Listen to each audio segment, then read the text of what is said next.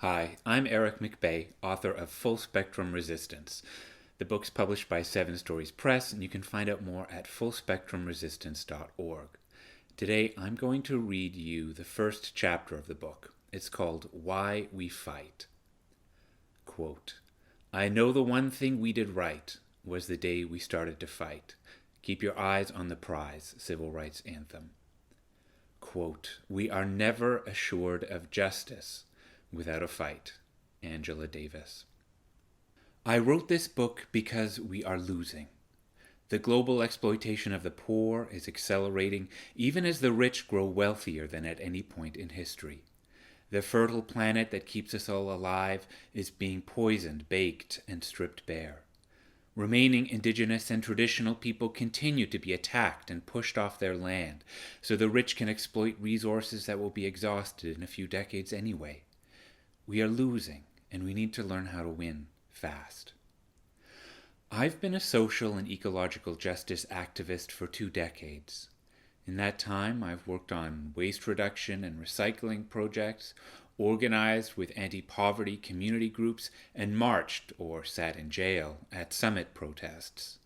I've helped start a community garden and organic farming operations. I've written 4 books and given speeches to both academics and angry crowds. I've been a union organizer and a farm organizer. I've worked with militant conservation groups using direct confrontation and civil disobedience.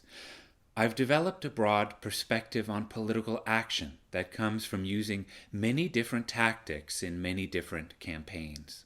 But the truth is that in almost every campaign I have worked on in my life, we have lost ground. In ecological campaigns like forest defense, that's been literally true. In anti-poverty campaigns, it's reflected in the ever-growing gap between rich and poor. This is not only my experience, but the experience of many activists working on many different issues. In areas where I do feel like progress has been made, say queer rights, there is a constant threat of backlash and backsliding. The gains we have won rest on a temporary and unstable foundation. We cannot expect to win long-term human rights from a society that is based on flagrant ecological unsustainability. If we want to reverse this tide of losses, we must speak honestly to each other about the situation we are in and about its severity. We must speak about why we have been losing and what that means for the future. This book is about what makes for effective action. It is about how to organize effective resistance movements. If we want to make social change and defend a habitable biosphere, we must unflinchingly examine those tendencies, especially on the left, that have made us ineffective. I will dissect some of these pernicious predispositions in the pages to come. Some of these barriers to action are misconceptions about how power works in society. The left in general has been naive about the effectiveness of so-called moral suasion. Too many people have clung to the faith in government that good citizens are supposed to have. We often work under the assumption that those in power will be convinced to stop their atrocities if we offer them a good example or a well-reasoned argument. Historically, this is nearly unheard of. The unfortunate reality is that most people in power, whether in political office or a corporate boardroom, benefit greatly from their status and have been trained not to question the power structures that put them there. Further, when we try to make social change, we rarely deal with thinking and compassionate individuals who can be persuaded by moral example. We deal with large, abstract social machines, corporations, and corporate structured governments. You can't persuade a machine. In the social machine of the profitable corporation, the anomalously compassionate individual is merely a defective component to be replaced by the bosses or shareholders. We have failed to think and act strategically. We've based so many of our campaigns on the idea that those in power will stop exploiting people and destroying the planet if only they can be educated out of a few minor mistakes. This is a comforting myth for those who might otherwise feel powerless. But it's a myth we can't afford to cling to any longer. By allowing those in power to determine the agenda and the timetable for change, we have given up the initiative. We have failed to develop appropriate strategy ourselves. We need resistance movements. If we want to become effective at combating runaway climate change and countless other injustices, thinking people on the left must stop acting like the loyal opposition and start acting like a real resistance force. We have to learn from the strategies and resistance movements of the past. I began my activist career as a young liberal environmentalist. I was the founding president of my environment club in elementary school. I gave speeches about saving the whales. I wrote and acted in a play about the dangers of environmental destruction, in which a selfish CEO was sent to the future to face the consequences of his acts. Our group set up composters, sold reusable Tupperware lunch kits so that people could reduce their waste, and raised money to adopt acres of the Amazon rainforest. I knew these were small gestures, but as a young person I believed that if we could just convince and educate enough people, we would turn things around. When I was in high school, our environmental club ran a can and bottle recycling program. There wasn't yet a proper municipal recycling program in place, so we had to sort and wash the bottles ourselves and arrange for their pickup. Other students, ignoring our polite signs and pleased to be neat, would dump half-full pop bottles and garbage into our clearly marked recycling bins. Friday night after school was the time to organize and wash the week's bottles and cans. We would hose off the bins as we picked out plastic straws and soggy napkins. The spray generated a fine aerosol mist, a dilute fog of high fructose corn syrup. I remember the way it stuck to my skin, how it beaded on my forearms like sugary dew. We didn't care. We did it for the planet. Late one spring, another environmental group I was part of organized a weekend conference for students. We had speakers on all sorts of subjects: water quality, solar power, boycotting Nestle, and the benefits of growing hemp. But the presentation I remember most clearly, the people I will never forget, was from a group from the Ojibwe community of Grassy Narrows.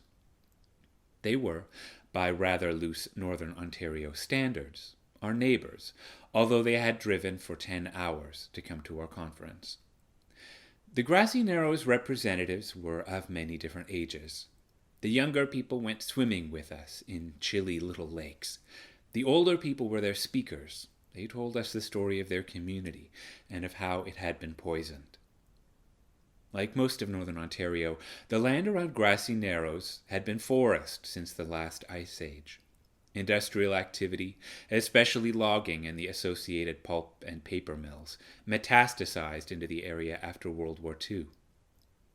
In the 1950s, Grassy Narrows territory was flooded by the government for hydroelectric dams, forcing people to relocate.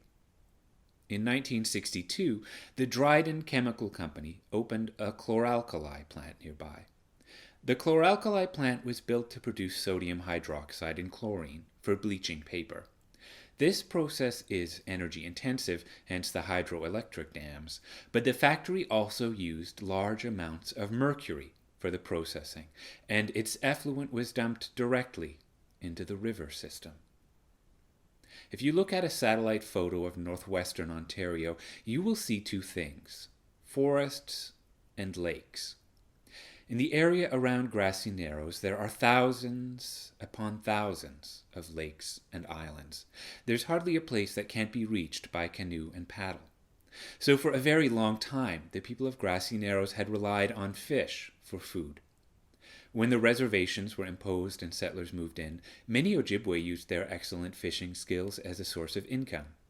They had to deal with the flooding of their land, with racism and relocation, and with the horrors of the residential schools. But there were always fish. In the late 1960s, people in Grassy Narrows and neighboring White Dog First Nation started to get sick. Some of them had trouble speaking. Their hearing and vision began to fail. Walking became difficult. Their hands began to shake with tremors. People who had expertly tied the tiniest knots in fishing line for decades could barely tie their own shoelaces. It soon became clear that mercury was the culprit. Doctors brought in from Japan identified the illness as Minamata disease, a form of severe mercury poisoning, named after the city in Japan where a similar mass poisoning had been caused by a different factory. In 1970, the government forbid the Dryden Chemical Company to release mercury into the water, although it continued to be released into the air. The chloralkali plant dumped at least 9,000 kilograms of mercury into the water between 1962 and 1970. The Dryden Chemical Company shut down in 1976, but the poisoning of the land was permanent.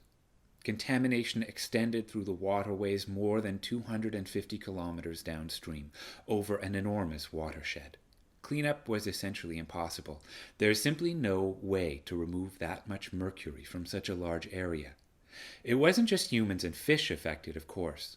The many lakes and rivers are home to wild rice, waterfowl, amphibians, beavers, and other living creatures.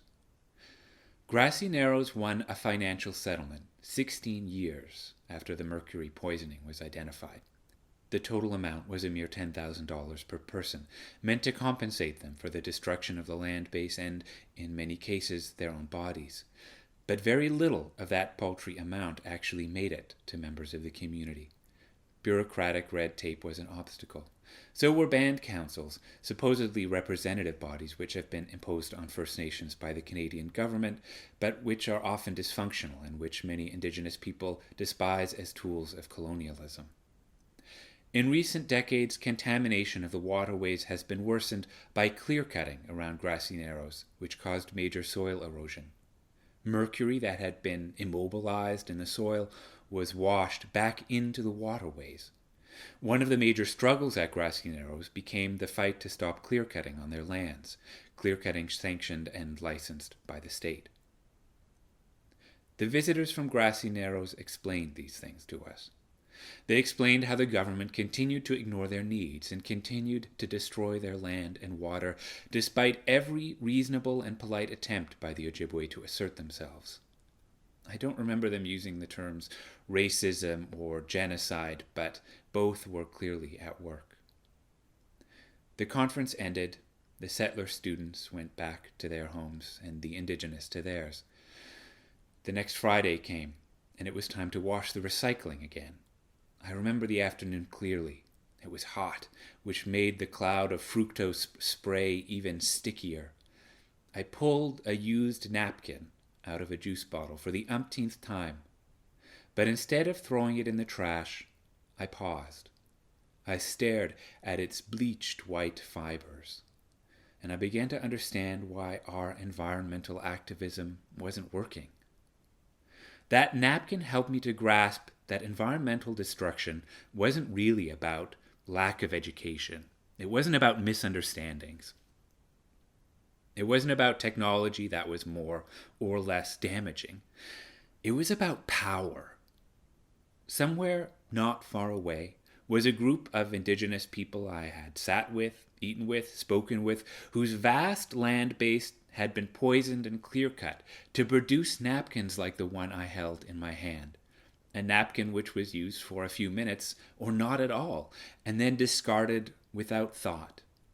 The student who had thrown out this napkin didn't do so because they wanted to make a personal choice to destroy someone else's land base. And if they had individually refused to use that napkin, it would have made no visible difference. They did it because they were part of a system of power, a system in which they benefited from the destruction of someone else's land, and in which they had the privilege to be totally ignorant of that impact. They had power. Our Indigenous friends, in contrast, had very little power in the economic and political systems of colonial Canada. Worse than that, the very existence of Canada was due to the fact that their lands, and the lands of many cultures, had been stolen. Most of Canada consists of land which was unceded, or for which territories were coerced, or for which territories were signed but not honored by the settlers. Our environmental group had not gained very much traction with the student body.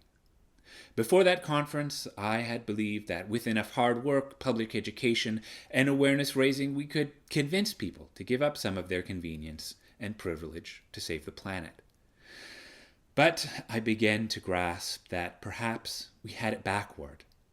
It was their power and privilege that allowed them to ignore public education.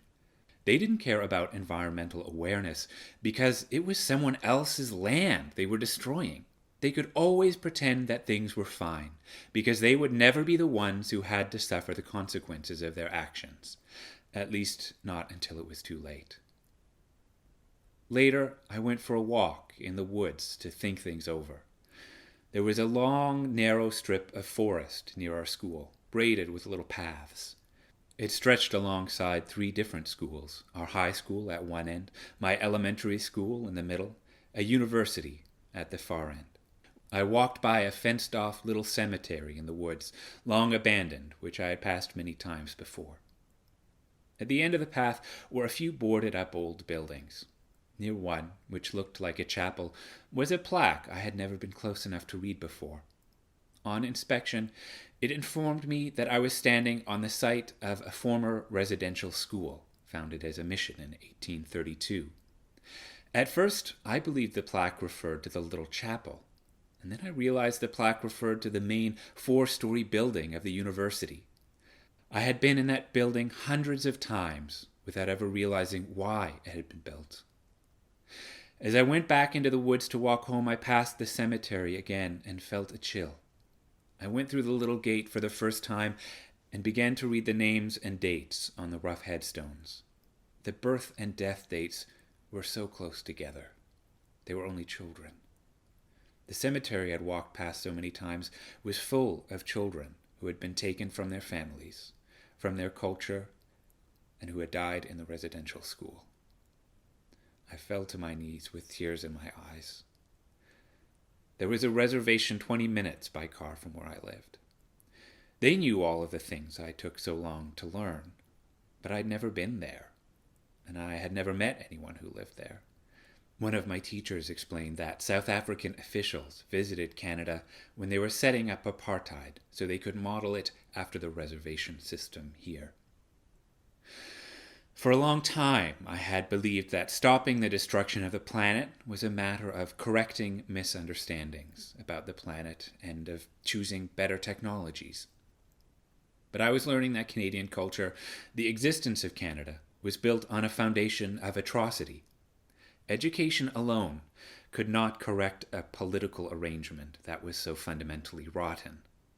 I began to understand something about how power worked, and so I started to grasp a bit of radical politics. At the time, I didn't really understand the implications of this. I lacked an adequate grounding in the history of social change, and there weren't many other proto-radicals around to discuss it with. But I wanted to understand, to find those people, to make actual change, to resist. There's a difference between dissidence and resistance. A dissident believes that those in power are acting badly, that society is unjust, but a dissident doesn't materially try to stop those things. Their primary activity is believing and sharing their beliefs with others. Resistors put their beliefs into action. They work to disrupt or dismantle the social, economic, and political systems that cause injustice and exploitation. If we want to have a livable future, we need to move beyond dissidence to real resistance. And we must understand the kinds of tactics that resistance movements use to win. The mainstream left in Canada, the United States, and much of the industrialized world has allowed itself to be whittled down to 2 main tactics: electoral politics and ethical consumerism. If someone hands me a leaflet or emails me a call to action, I can be almost certain that it will tell me either to write to my elected representatives or to vote with my dollar by purchasing some supposedly moral product, or both. You could add a 3rd main tactic, awareness raising, but the intention is usually to drive people to either change their vote or their buying habits. It is no surprise that these are the tactics that remain. Government and capitalism are the two most powerful systems in society, and these tactics are intended to appeal to them. But these tactics also offer very little leverage, and, for reasons I will discuss, have rarely achieved any gains alone. By limiting ourselves to these tactics, we ignore the vast repertoire of tactics available to us. We also doom ourselves to ineffectiveness, and being ineffective further undermines our ability to mobilize action and recruit new activists. The truth, so difficult to accept for those of us raised in the tradition of the liberal left, is that good examples and cogent arguments alone have never stopped exploitation or upset entrenched systems of injustice. They have not done that in the past, and they will not do it now. What we need is to mobilize political force and to confront injustice directly. In other words, to fight. The idea of fighting back makes the liberal left deeply uncomfortable. This is because the liberal left identifies so closely with those in power and sees itself as part of those power structures, the loyal opposition. Those who break that loyalty lose the privileges that come with the position. The liberal left is also uncomfortable with fighting back because it has developed a mythology of social change that bears little resemblance to reality, but I'll come back to that. Like many grassroots activists, I have grown extremely frustrated with the timidity of liberals when it comes to confronting systems of oppression. Not only because they should be fighting back, but because in fearfulness they hold others back. A few years ago, I was part of a large grassroots campaign involving prisons and agriculture. It began when the federal government of Canada decided to shut down the 6 prison farms in the country. Those were farms that operated on prisons, where prisoners produced food for their fellow prisoners, got experience, and worked with plants and animals. Everyone we spoke to on the inside told us that the prison farms were valuable for prisoners and that working on the farms, a sought-after position, helped them to cope with their circumstances. The prison farm program also paid for itself through the food produced. But the Conservative government decided to shut the prison farms down as part of their tough-on-crime agenda. They wanted to scrap rehabilitation prisons, criminalize more people for minor lawbreaking, lengthen sentences, and build larger super jails to accommodate all of the new prisoners this would create. Cramming huge numbers of people into tiny cells without any access to social programs would supposedly increase public safety. It quickly became clear that the Conservative plan to shut down the prison farms had nothing to do with them being cost-effective. Rather, they wanted to get rid of a program that was actually offering some benefit to incarcerated people because they felt that prisoners did not deserve to work with plants or animals or to go outside. The prison farms, in other words, did not function as a source of punishment. Farm work was, quote, coddling the prisoners. Prisons are big business. The Conservative prison plan meant that billions and billions of dollars would be spent on building new prisons, new security technology, and guard wages along with feeding and clothing additional prisoners. This money would go to the corporations that make up the prison industrial complex, corporations that benefit from human suffering and the destruction of human communities. Those companies would use their profits to lobby for even more criminalization. 2 of Canada's 6 prison farms are at Kingston, Ontario, the city nearest to me. One of them is on 800 acres of land in the middle of Kingston. It's been called the largest urban farm in North America. On its 4 sides, it is bordered by a sprawling factory, a commercial strip, a residential area, and a large network of sensitive wetlands. It was apparent that if the farm was closed, the next step would be for the government to take that land and build a super prison or simply sell it for development. Kingston has a strong local food movement, thanks to the Progressive National Farmers Union, and awareness of fossil fuel issues and climate change, so a lot of people understood that this farmland in the middle of the city was invaluable and could even keep people from going hungry in the future. After the planned closure was announced, a group of farmers and social justice activists tried to convince the government to reconsider. They spent a year trying to meet with government officials, organizing letter-writing campaigns and petitions. They explained how valuable the prison farms were, both in terms of food security and as a form of rehabilitation, that they wanted to see people released from prison healed and not hardened. The government made no substantive response, aside from the occasional insult. Frustrated at government stonewalling, some of the organizers decided it might be time to escalate to civil disobedience, and so they brought me into the core group. Civil disobedience, like all forms of resistance, is more effective when organized, and we required specific things to undertake civil disobedience. We needed to gather intelligence to identify points of leverage. The main site was a dairy farm with hundreds of cows and only one main access road. If the government tried to move out cattle or equipment, we could blockade that road with our bodies. So we needed to be able to watch the farm for signs that equipment was being moved out. We needed to know who was available to show up and be arrested, and when, on a 24-hour basis. We needed robust ways of mobilizing hundreds of people in minutes. For a blockade, we would need communications, lawyers, civil disobedience training for the participants, and so on. As we began to put that organization in place, we held a big event to mark the shift in the campaign. Author Margaret Atwood, among the most renowned figures on the Canadian left, joined us to speak. My job was to give a speech that would lay out the rationale for civil disobedience, along with a bit of its history, and explain how it fit into the campaign. In the minutes before the event began, several organizers and close supporters came up to me and said things like, "Make sure to emphasize that it is non-violent civil disobedience," or "Make sure to say peaceful civil disobedience," and so on. If I had taken every last-minute bit of advice that was pressed upon me, I would have been speaking on passive, non-violent, peaceful, democratic civil disobedience.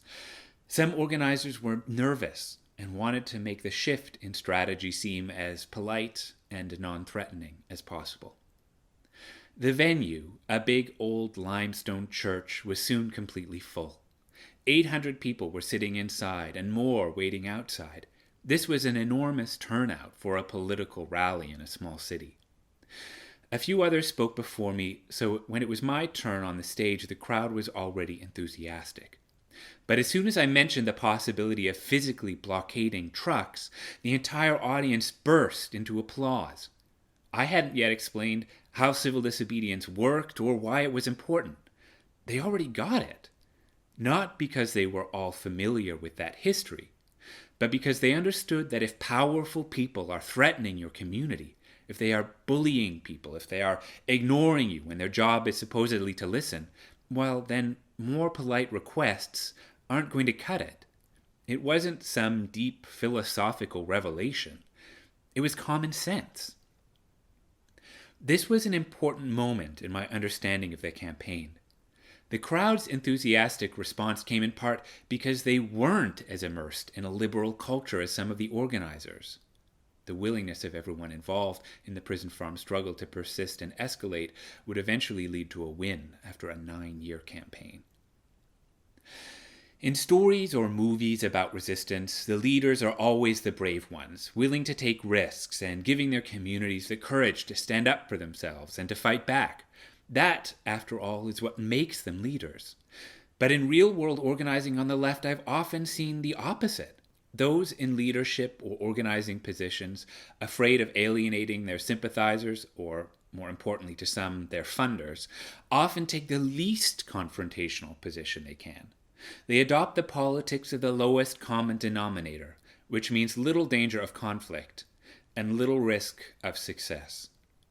Again and again, I've seen liberal leaders who, instead of demonstrating initiative and bravery, actually hold back the people they are supposed to be leading. People of influence who discourage action and escalation in situations where it is clearly needed. Longtime civil disobedience organizer George Lakey tells the story of how he was invited by a progressive coalition in Washington, D.C. to design a set of nonviolent protests for them.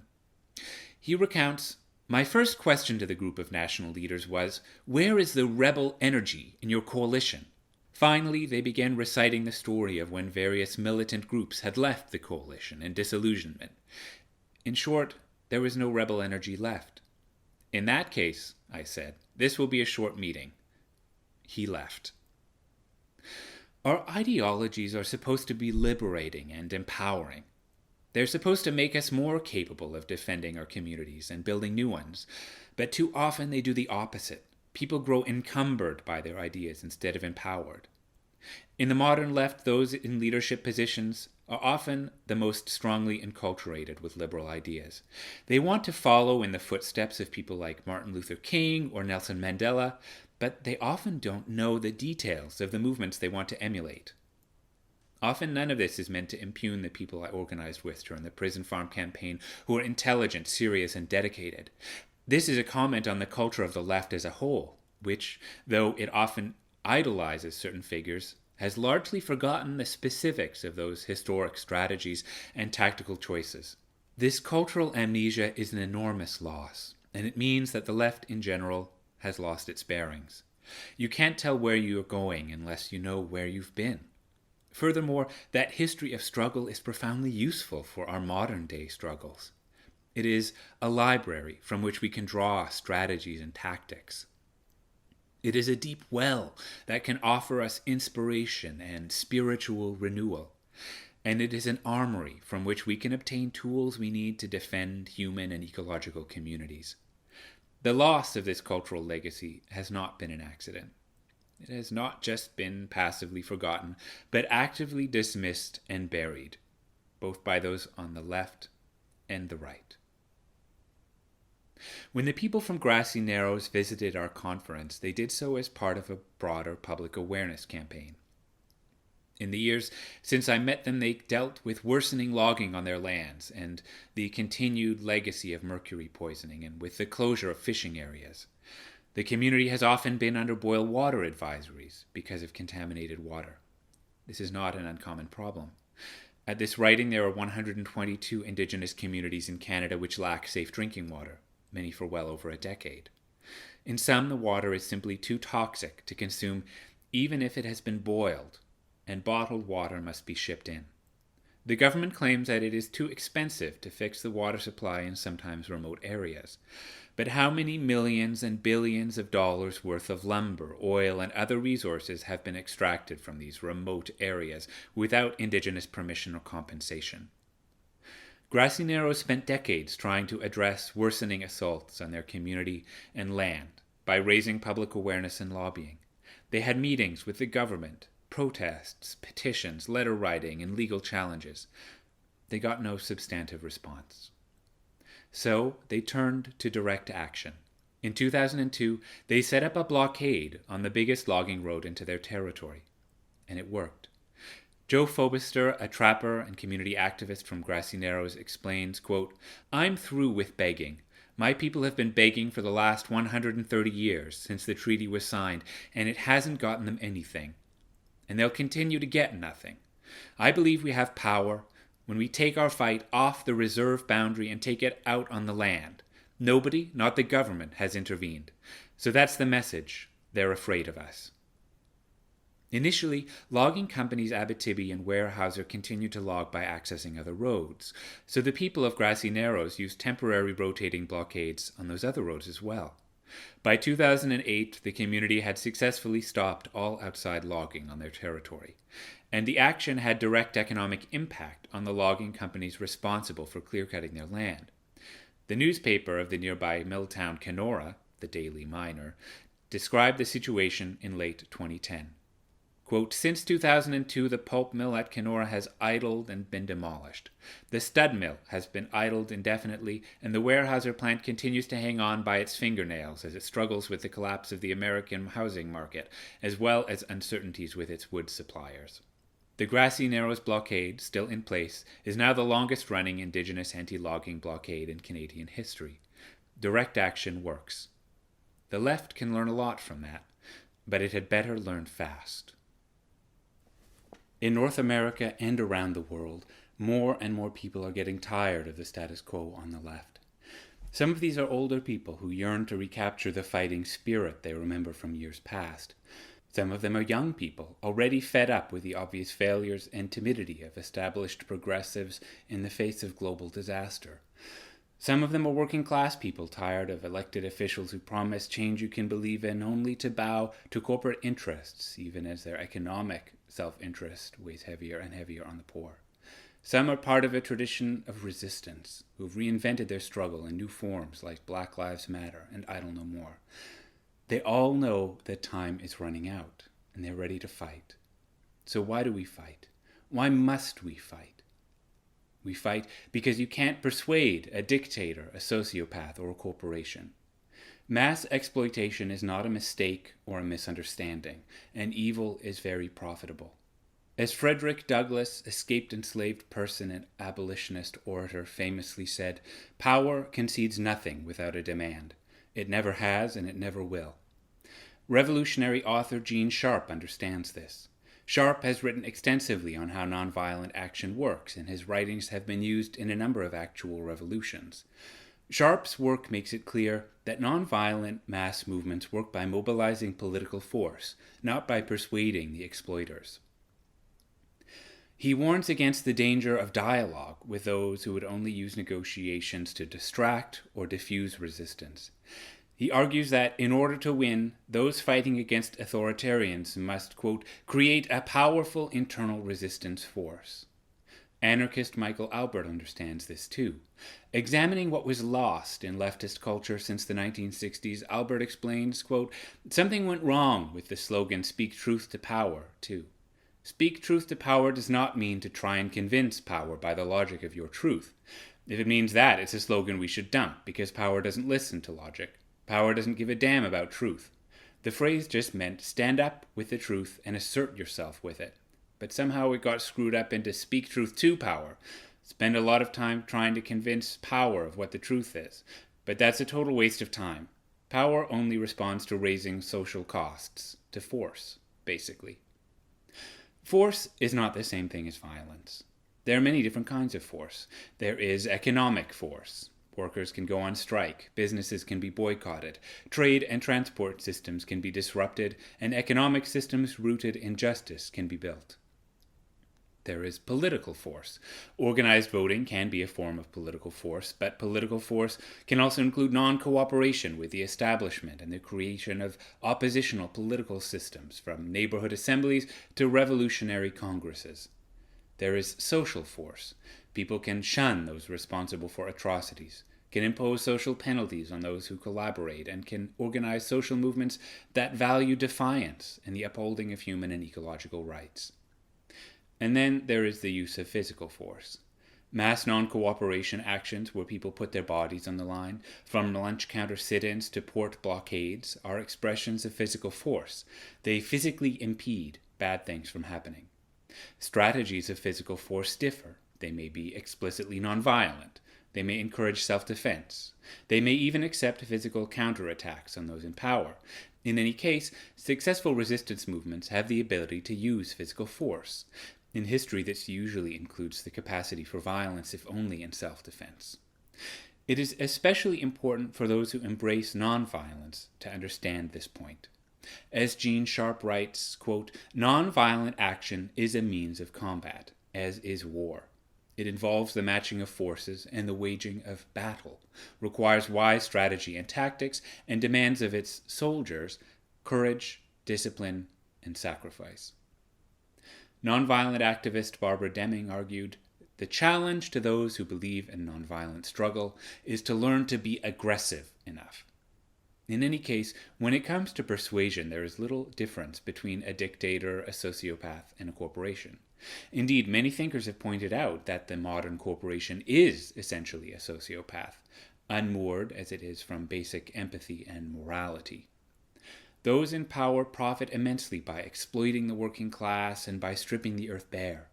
The only way to stop them from doing this is to make exploitation of people and the planet more costly than they can afford. This is one of the fundamental insights needed to undertake effective political action. Many resistance movements have spent or wasted decades trying to come to terms with this fact.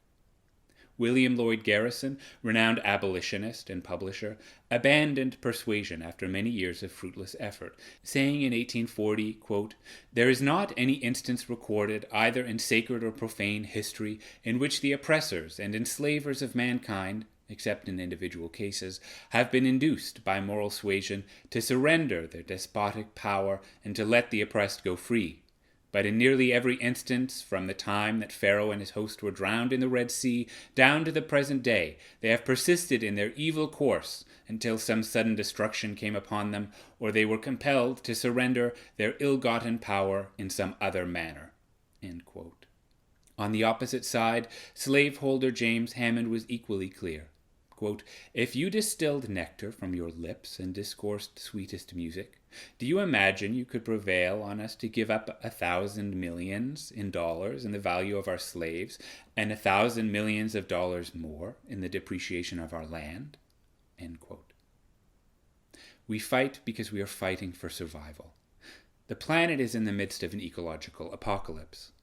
We no longer need to talk about global ecological disasters in the future tense. Ecological collapse is underway, and climate change is our single most urgent global problem. The critical danger is runaway global warming. The greenhouse effect is not linear, and there is not a one-to-one relationship between greenhouse gas emissions and climate change. People tend to think of warming like a thermostat on the wall. Turn the greenhouse gases up a bit and the planet warms a little bit. But it's more like throwing matches on the living room sofa. Sure, it gets a little warmer at first, but if you don't put out the fire, the whole house will go up in flames.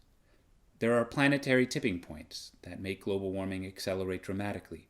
As Arctic ice melts, reflective white snow is replaced with dark water that absorbs more sunlight. And Arctic warming is already melting methane on the ocean floor, releasing huge plumes of greenhouse gases that had been safely contained for eons. International climate accords, like those written at Kyoto, Copenhagen, and Paris, are woefully inadequate. They would be laughable if the consequences weren't so dire. Not only are they insufficient, they aren't even being followed. We're already well into the worst-case scenario of global warming projections from only a few years ago. The UN Intergovernmental Panel on Climate Change, IPCC, has warned that decisive and drastic action must be taken by 2030 in order to avoid catastrophic climate change. But even that stark warning has been called incredibly conservative by groups like the Grantham Research Institute on Climate Change, which points out that the IPCC doesn't take into account runaway climate change tipping points. We must all understand that this scenario, or any massive climate change, would roll back all of the social justice gains we've managed over the last few centuries. Global warming is a great emergency, but ecological injury is ubiquitous. Virtually every biome and ecological indicator is in decline. 90% of big fish have been wiped out in 50 years, with more recent research suggesting it is now past 95%. In the middle of the Pacific Ocean, there is 15 times as much plastic as phytoplankton. Soil is being lost 20 times as fast as it can be replenished. Many areas in North America have lost 98% of their original topsoil. More than half of tropical forests have been wiped out. The Amazon rainforest, in particular, has its own tipping points. Because the rainforests are so large as to create their own climates, their continued destruction could cause a permanent drought, which would spread into the northern hemisphere and, quote, massively accelerate global warming with incalculable consequences, a process that might end in the world becoming uninhabitable. There is a dangerous idea in some circles that to care about the planet is a privilege of the middle class, and that the environment is a secondary consideration to basic human rights. But in reality, the two can't be separated. The human burden of ecocide is carried by the poorest, by indigenous people, by refugees displaced by climate-induced wars, and especially by women. There will be no human rights, let alone human life, without a habitable biosphere. If we don't stop this destruction, we will die, but not before human justice does. We fight because industrial capitalism is a dead end. If the ecological situation is so awful, people often ask me, why don't we see it in our daily lives? For those of us living in the wealthy industrialized world, the answer is simple. We are insulated from ecological destruction by a sea of cheap oil. We are not aware of the obliteration of topsoil because fossil fuels allow the production of cheap synthetic fertilizers and pesticides that, along with the depletion of fossil aquifers, temporarily increase global food production. We are not aware of the eradication of ocean fishes because cheap energy allows huge fishing fleets, with the help of satellites and spotting planes, to locate and catch the few remaining schools of large fish in the ocean, and so on. We know that nearly everything about our daily material lives depends on cheap petroleum. Producing a calorie of food energy takes about 10 calories of oil. The insulating effects of cheap oil, though, are only temporary. With the most accessible sources of cheap oil already used up, energy corporations have turned to almost inconceivably destructive new methods. Natural gas fracking, the tar sands, mountaintop removal. We've reached the point where maintaining industrial civilization literally means blasting, bulldozing, and grinding the land itself into tiny pieces. These methods may delay industrial collapse, but if not stopped, they will doom us to runaway global warming and unimaginable catastrophe. Industrial civilization cannot last forever. The question will be whether anything is left once it is gone. The sooner collapse happens, the better for the planet and those who live after. Part of our job as people who care about justice is to try to minimize the strife of that collapse and segue to low energy, sustainable, egalitarian societies. That industrial civilization is a dead end, or that industrial capitalism will collapse, doesn't mean that it will disappear easily. Quite the opposite. Whenever capitalism is on the verge of failure, whenever that Ponzi scheme approaches its limits, the capitalists will do whatever they can to prolong it. They will try to shore it up by pillaging the commons that remain, be they physical commons like the ocean or societal commons like social services and healthcare. They will especially attack unions, the poor, and people of color, as they are doing now. They will resort to wars, which are often good for business. We cannot stand back and hope that the hand of history will shuffle capitalism off the stage without fuss or muss. If we want to avoid a gruesome and prolonged slide into fascism or neo-feudalism, we must fight. We fight because there's nowhere left to run. Some people say to me, sure, I agree that the system is terrible and it's destroying the planet, but it's too big to change. Shouldn't we just build alternative communities and try to weather the storm as best we can? I agree that the dominant culture is not going to change. It needs to be disrupted and dismantled. But withdrawal as the sole strategy will fail, because there's nowhere left to run to. The dominant culture is global. Its reach and its destructiveness are global. It expands ceaselessly to gobble up lands, resources, and culture. Let me be very clear that when I say this, I'm not dismissing the value of building alternatives. I live on an organic family farm. We grow our own food, we restore habitat and build soil. We build local community. All of these are important and worthwhile. But if we can't stop runaway global warming and other catastrophes, then all of our work and the land itself will be destroyed. The primary problem with the dominant culture is not that it is sinful or corrupt, but that it is unjust and voracious. We must be more than an alternative. We must be in opposition. Focusing on withdrawal as the primary solution ignores the fact that the planet was covered with alternative, that is, indigenous, cultures for countless millennia. Many or most of these cultures used participatory decision-making and placed a high value on equality and justice. The empires and colonizers have spent many centuries trying to exterminate indigenous people and steal their land.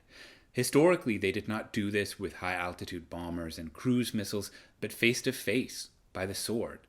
Yet not a single empire in history was reformed by encountering the good example of an alternative culture.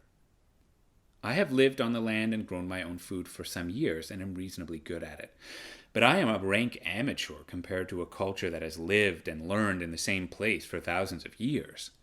Is it really plausible that my novice example would be more persuasive to those in power than the collective examples of hundreds of different cultures? Which brings me to my next point.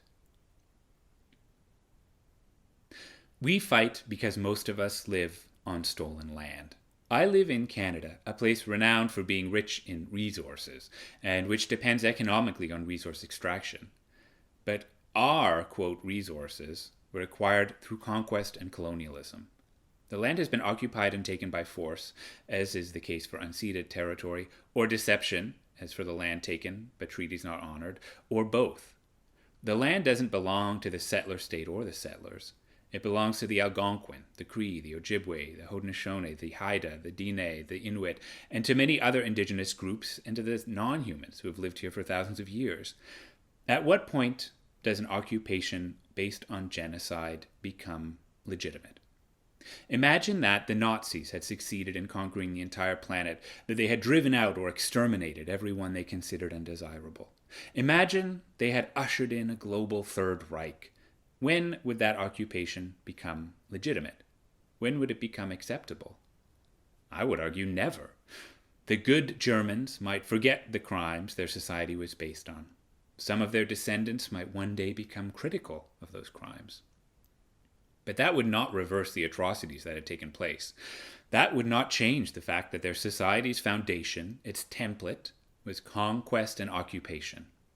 Colonialism is not an inconvenient afterthought in an otherwise good culture.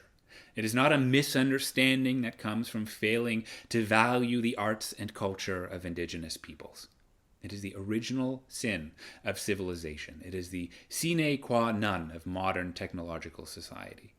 Industrial capitalism in the Americas, indeed the entire world, exists only because indigenous cultures were attacked and dispossessed of their land. Without this, there would be no resource base for industrial society. How do you reform a system which is based on genocide and the theft of entire continents from their rightful inhabitants? You don't. Colonialism is not part of some quaint bygone age. It is not something that we can all forget about because it happened a long time ago. It continues. You need only read the news to see that attacks against indigenous people continue daily in North America and around the world. Expansionist civilizations may have conquered most of the planet, and they have exploited most of the resources, but they are always hungry for more. The dominant culture is based on overconsumption and the myth of infinite growth. It must expand because it destroys its own land base, which means it must take over the land bases of others. It has done this for thousands of years, and it will continue to do so until it is stopped. Until we say stop and mean it, and are willing to put ourselves and our lives in the way. We fight because the institutions of democracy have failed. Almost everyone recognizes that corporations have more power than people do. For a country to be democratic means that it is run by the people, that people are the dominant force in society. Since corporations are the dominant force in most countries, and since laws are made to suit them and court decisions to benefit them, most countries are not, by definition, democratic. Whether a country has a representative electoral system is secondary. If a government is not accountable to the people, it is not democratic. If we recognize this, then the main debate is only about when and how that corporate power became overwhelming and what to do about it. It's tempting to believe that the corporate coup is a recent occurrence, and many of our problems could be solved by rewinding a few decades. But is that so? I'm going to give you 3 different quotes from corporate power from different years. You tell me which ones are old and which ones are recent. Quote number 1. The time has come to face the fact that the forces of capital and industry have outgrown the forces of government. Quote number 2. The result of American industrial development is what might have been expected, an overwhelming organization of industry standing side by side with a state that is puny when compared with it. Quote number 3. In the last 30 years, we have watched the balance of power shift from the hands of the public to those of an industrial-financial hierarchy, specialists in money-making and actuated by a rather unrelenting instinct of acquisition. To change this control, to reallocate power, is the problem of the people of the United States. Okay, it was a trick question. None of these quotations are recent. They were written in 1900, 1904, and 1923, respectively. Well over a century ago, it was recognized that corporate power had outstripped the power of the democratic state. For one more, consider the words of Republican organizer Mark Hanna in 1895. There are 2 things that are important in politics. The first is money, and I can't remember what the second one is. We can look back even further. Corporations themselves predate the modern democratic state. They were created by aristocratic European powers as engines of colonialism to extract resources from the colonies and to transform free and fertile continents into vast mines and plantations. In South Asia in the 18th century, the East India Tea Company forced farmers to grow and export crops like tea and indigo instead of subsistence crops like rice. The subsequent famines killed well over 10 million people. At one time, the Hudson's Bay Company was the de facto ruler of most of Canada. Many of us were raised to see democratic governments as our protectors against corporations. It would be more accurate to say that those governments are the product of colonial corporations and of the social and economic relationships they formed. Yes, corporate rule has worsened in recent decades, but it's been pretty bad for a long time. Despite the fact that so many people understand we don't live in a genuine democracy, many people insist on pretending that we do. This is an enormous strategic mistake. This pretense may comfort people by making them feel like they have leverage, but in reality the effect is the opposite. Deliberate self-delusion deprives us of the tactics we would need to get actual democracy and to effect actual change in society. Not only have the institutions of state democracy failed, but they were never truly ours in the first place. The supposed founder of American democracy, George Washington, was one of the richest men in America at the time of independence, a slave owner, unhappy with that British taxes were cutting into his profits. Even the original birthplace of democracy, Athens, was a city where only elite male citizens could vote, and where citizens were far outnumbered by the subjugated slaves who supported them. Indeed, Athens actually had a higher proportion of enslaved people than other non-democratic Greek cities. Democracy is not something handed down from on high or from mythical ages past. It is something that a people win for themselves. We fight because it's right. Whenever abuses and atrocities are committed by those in power, defiance is a moral imperative. Remember the Milgram experiments of the 1960s? Psychologist Stanley Milgram and his colleagues wanted to see if regular people, instructed by a person in authority, would give a fatal electric shock to a stranger. In their initial experiments, almost every participant complied and turned the simulated electrical current up to a lethal level. But in a second experiment, they added another variable, an actor who would sit alongside the participant during the experience. That actor's job was to refuse to proceed with the experiment when the electric shocks became dangerous. When the actor refused, almost all of the participants followed in their example and stopped the experiment. Resistance spreads. The Occupy movement, Idle No More, Black Lives Matter. One person's defiance can inspire another. One person's resistance can allow many other people to stand firm. Victory should always be the goal, but even when there is no clear path to success, resistance is still right. You can't win unless you try, and acts of defiance can keep the embers of resistance alive even when the fire is at its lowest ebb. We fight because we are part of a tradition. Wherever there has been oppression and occupation, there has been resistance. From the Visigoths to the abolitionists, from the Mau Mau to the Dakota war parties, from the civil rights sit-ins to the desperate uprisings in Nazi concentration camps, some people always fight back. Any basic rights we possess, the right to vote, to sit at whichever lunch counter we please, to speak dissent openly, the right not to be owned by someone else, have been won by earnest struggle. They exist because people have defied authority and organized against oppression. People have fought, have been tortured, have been imprisoned, have been killed. They have lost decades of their lives in prison. They have lost limbs. They have lost their families. They have lost everything and kept on fighting. There is a fashionable belief in some circles that fighting back does not work and that social change comes from the goodwill of those in power and from historical inevitability. As I will argue in the chapters to come, this is a gross distortion of historical reality. It is an affront to the memory of those who have sacrificed to win us the freedoms we have. And above all, it is a delusion that must be jettisoned before it dooms our social justice struggles and our planet.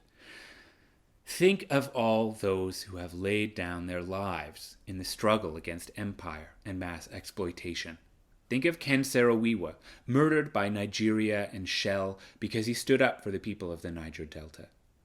Think of Sophie Scholl, hanged by the Nazis for her role in the White Rose Society. In the moment before her execution, she said, "Such a fine, sunny day, and I have to go. But what does my death matter if, through us, thousands of people are awakened and stirred to action?" It seems wrong to speak of courageous people like Shoal and Saro-Wiwa on the same page as those who claim that it is impossible to fight back. Countless people, both famed and anonymous, have given their lives for a better future. We owe them something in return. Honesty, at the very least. We must fight even when we don't think we can win. If we back down, and we teach those in power that they can walk all over us, and we give younger people a terrible example. When we resist, even if we lose that particular battle, we show that we will fight, so that next time those in power may pause and reconsider, so that our allies will remember they are part of a history of resistance. We must fight because no victory against oppression is ever final. There will always be reactionaries and conservatives who want to roll back the progress we've made, to recover the power and privilege of their past, or to make America great again. We've seen that with Trump and the alt-right, with the police shootings of unarmed people of color that still occur on a weekly or daily basis, decades after the civil rights movement. But conversely, we must also remember that every victory, even a partial victory, will give us something to build on, will get us closer to a world of true equality and genuine justice. Resistance is a tradition that extends deep into the past, and it will continue far into the future, presuming that we can keep the planet intact enough to support future generations. We take a risk when we act, but we gain something for generations to come. We fight because most people won't. Most of the globally wealthy are too privileged, too indoctrinated, too short-sighted, or too distracted by the 24-hour media spectacle to fight back. And most of the globally poor are preoccupied with daily survival and other primary emergencies. That said, the dispossessed are still fighting a hell of a lot harder than the privileged. Education alone is never going to be enough. Quote, education often becomes an impediment to the things we should be doing, argues Indigenous resistor Sean Brandt of Tyendinaga. We could spend decades saying the same thing over and over, but if we wait until we convince everyone, we will be waiting forever. He adds, not everyone is going to like us. The left believes in education and truth. These are wonderful things. But the belief that truth will inevitably win out over falsehood and that history is a one-way roller coaster of human progress is a dangerous mythology. Look at Donald Trump or the growing popularity of authoritarian leaders in many countries. It is tempting to believe that if the global system truly gets bad enough, then people will finally take action. Public opinion surveys on global warming offer a refutation of such ideas. In theory, public education about the dangers of greenhouse gases should lead to ever-growing support for solutions. At the very least, more people would acknowledge the existence of global warming. But a large percentage of people in the countries with the greatest carbon emissions, such as the United States, are still desperate to ignore climate change. A 2016 study by the Pew Research Center found that 52% of adults in the United States do not believe humans are causing climate change. They also found that between 2009 and 2014, the number of Americans who believed that climate change is not actually happening at all. They also found that between 2009 and 2014, the number of Americans who believed climate change is not happening at all actually increased from 11% to 25%. While people in general are becoming more aware of climate change over time, those on the right continue to deny. Polls found that after Trump's election, Republican voters were more likely to deny that climate change was happening at all. This increase in denial is partly the result of persistent propaganda campaigns funded by industry groups. And even as public opinion has shifted in some places to ignore climate change, greenhouse emissions have reached terrible new highs, and almost every year on Earth breaks a new temperature record. But this public apathy is also driven by a lack of serious action.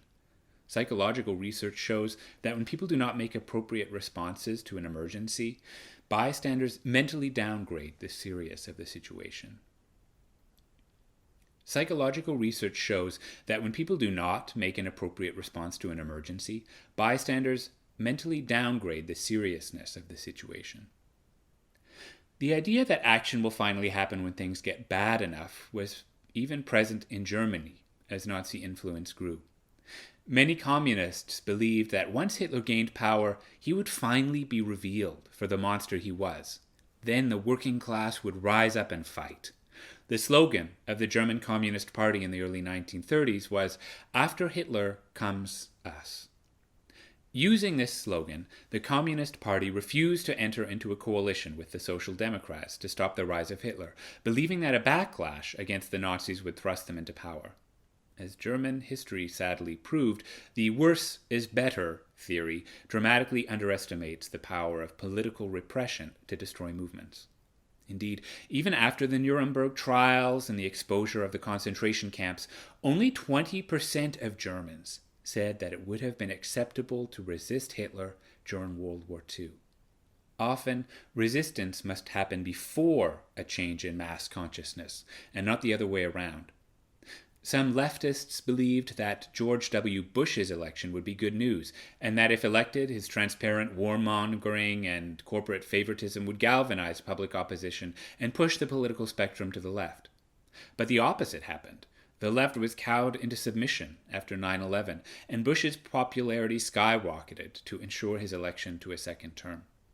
I wish I could believe that there will be some grand operatic uprising in the 11th hour, but neither history nor current events offer support for this. This is not an easy reality to accept, but it is one we must acknowledge and act within. We fight because we want a real future. Explaining why they fought so hard, civil rights activist Unita Blackwell said, quote, "I guess our courage came out because we didn't have nothing and we couldn't lose nothing, but we wanted something for ourselves and for our children, and so we took a chance with our lives." We've been told that if we buy compact fluorescents and fair trade coffee, if we vote for the right people and sign the right petitions, if we just stay positive, then not only can we avert ecological disaster, but that progress will usher in a happy, green, middle-class future. This is simply wrong. Fair trade coffee and the like may be better than the alternative, but it's a tiny change in a system that is overwhelmingly headed in the wrong direction. Many of us know in our bones that this technotopia is not going to come about, but we don't know what else to do. The alternative is terrifying.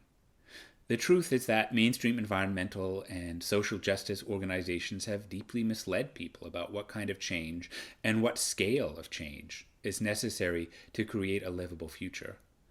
They have not done this because they are bad people, but because the really large nonprofits have become corporations like any other. They have to sell a product to make money, and so they sell guilt relief and false hope. The future they conjure cannot exist. You do not get to a happy green future by destroying the soil, air, and water. The truth is that in the long term, we have very little to lose. The people who understand that they have nothing to lose, like Unita Blackwell, are the people who fight the hardest. The technotopian future, no matter how well-meaning, is a false diversion that makes us feel like we have something to lose when we don't. We will only win when we reclaim our future from the corporations, both in the physical world and in our collective visions. We fight because we're all in this together. Those in power function by divide and rule, by pitting environmentalists against the working class, indigenous people against farmers, poor people against immigrant refugees. This strategy has been terribly effective. But power has become increasingly concentrated in the hands of a small number of people, ruling through a system of patriarchy, racism, ecocide, and violence. Single-issue struggles no longer exist in any meaningful way. No movement can be isolated from others and still have any hope of victory. Only an intersectional approach that combines an understanding of sexism, racism, classism, and other oppressions will bring success. If there is any benefit to the consolidation of power, it is that this fact is increasingly obvious. We must either defeat the system of industrial capitalism with its imperial and colonial methods, or be obliterated by it. Either we bring down the dominant culture and make strides forward in all of our struggles, or we allow this culture to devour what's left of the planet, and all of our struggles will be defeated. We win or we lose together. We fight because holding back won't make us safer. Fighting back is scary, and it can be dangerous. So any excuse that allows us to take the temporarily safer route, to hold back, can be tempting. In any strategy, there is a time to hold and a time to push forward. But in the big picture, in the long term, when things get really bad, fighting back can make people more safe, not less safe. During World War II, there was a secret dissident group in Germany called the Kreisau Circle. About 20 anti-Nazi dissidents from various backgrounds met hundreds of times during the war to discuss what to do. Their major topic of conversation was what to do after the war. That is, how to organize some future Germany in a way that would prevent someone like Hitler from seizing power again. They drew up plans for a decentralized society based on small, distributed agrarian communities. These autonomous rural villages would be much harder to entrap in centralized authoritarianism. I'm sure that their basic blueprint would be appealing to many back-to-the-landers or transition town enthusiasts. The problem was that they spent so much time thinking about how to prevent a future war while an actual current war and the Nazi Holocaust raged on around them. Yes, they were brave and it took courage to engage in any dissident political thought in Nazi Germany, but in hindsight, this was probably not the highest priority. The Kreisau Circle chose a goal that was relatively safe, remaking a future German society, but also one that they had no leverage over. A few associates of the circle became discontented with the lack of action and carried out a failed assassination attempt against Hitler on July 20th, 1944. Those failed assassins were hanged, along with many members of the Kreisau Circle and other dissident groups. When things get really bad, holding back doesn't help. I asked Dakota activist and writer Waziata Win about collaboration and resistance among Indigenous peoples. She said, quote, "I think there are a couple of important lessons I draw from Indigenous resistance struggles here," she told me. The first is that it mattered little whether people resisted, fled, or acquiesced to colonizer society, because in the end, we all suffered pretty much the same fate. Thus, if some of our people are engaging in acts of resistance today, we will not save ourselves by betraying that resistance. It is in our best interest to fight. Second, if our ancestors could have seen what would have become of our homeland and people, I think they would have fought harder. Today, we have every reason to believe that this society will only continue on this pathway of destruction, a notion our ancestors would have had a difficult time imagining, given its suicidal nature. So it makes sense for us to fight harder. We risk everything if we do not engage and struggle now. And unlike our ancestors, who were fighting against the rise of American empire, we are fighting amidst its decline. Though there is little to be gained from holding back, those who fight back often do gain something, even in the darkest times. They gain, at the very least, some self-respect. Those who fought back in the Warsaw Ghetto or the Sobibor concentration camp had a higher survival rate than those who didn't. In the modern day in Canada, suicide rates in some Indigenous communities are as high as 800 times the national average, while others have little or no suicide. The difference? A 2003 study showed that Indigenous communities who undertake militant or organized resistance have the lowest suicide rates. Fighting back can save lives in more ways than one. It is possible to be too nice to those in power. I've written elsewhere about how John Brown, in the course of trying to seize an armory and start a guerrilla war against slavery, paused to allow the defeated defenders of the armory a chance to order out for breakfast and make escorted visits to their family. While he was doing this, instead of staying mobile in the way that guerrillas must, an army unit marched over and captured his band. Brown and others were hanged. The consequence of John Brown being too nice, or perhaps, as a friend of mine suggested, trying to demonstrate compassion and empathy to slave owners, was exactly the prolonged and bloody civil war that Brown had been trying to head off. Nice actions don't always have nice consequences. Understand that those in power have a different psychology than those who resist. Sociopaths, from dictators to con men, look at niceness or a desire to compromise and see vulnerability. They see an opportunity for exploitation. They see weakness. Holding back won't truly make us safer, but fighting back can. Of course, those in power will try to repress those who fight back, often violently. And of course they will attack those who are effective, and even those who are ineffective. That's exactly why we have to stop them. We fight because it works. We know it works because of the dozens of nations that have successfully expelled dictators or colonizers over the past half-century. We know because women in most of the world can own property, vote, and conduct their own affairs. We know because slavery has largely been wiped out in the Americas. We know because workers in much of the world have the right to form unions and to the 8-hour workday. Gaetan Hérault of the Ontario Coalition Against Poverty told me, "Poor people will never, ever get the basis of what they need to live unless they fight for it, because that's how it was won. They won't give it to us by quiet, polite meetings. It was never won by that." Consider the suffragists. In the late 19th century, women in England lobbied hard for the right to vote, but their polite requests for equal rights were ignored by Parliament for decades. It wasn't until a second generation of suffragists came to the fore and escalated their tactics that the government was forced to pay attention. The suffragists fought hard with civil disobedience, property destruction, and arson. Thousands of militant women went to prison where they faced isolation and abuse. But in the end, their campaign succeeded. Women won the vote in England and soon in many other countries as well. Resistance groups often go after the economy.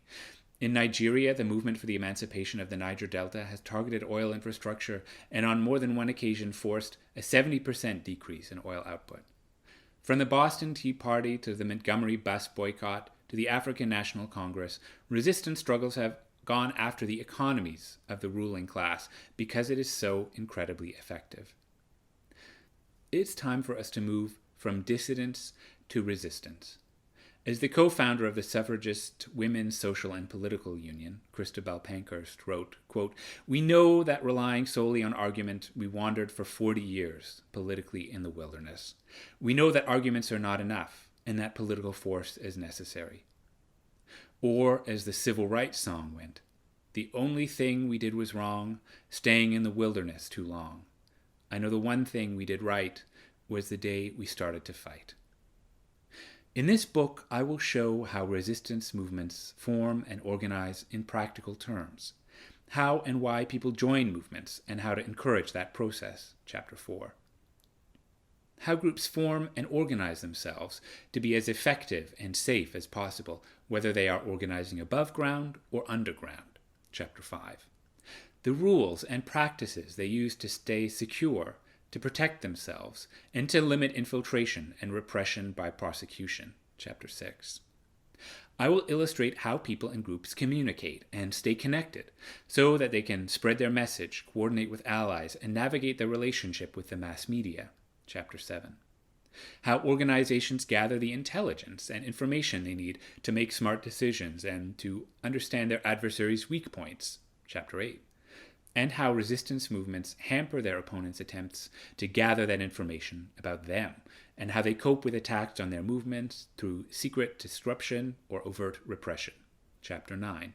I will discuss how they raise money, how they support themselves, and how they organize the fundamental logistics that underpin any long-term struggle. Chapter 10. The closing chapters of the book will discuss how those movements take effective action through their tactics, Chapter 11, and the principles that guide successful strategy and allow movements to integrate these different capacities, Chapter 12. But before we can get to those practicalities, we must have a better understanding of what makes a movement work. We must understand what it means to fight and win, and why we have been held back. We must understand how to deploy the full range of appropriate tactics we have available. It's time to stop wandering in the political wilderness. This book is about fighting and winning. Thanks so much for listening to the first chapter of Full Spectrum Resistance by Aric McBay. If you want to learn more about the book and find other resources, you can visit fullspectrumresistance.org.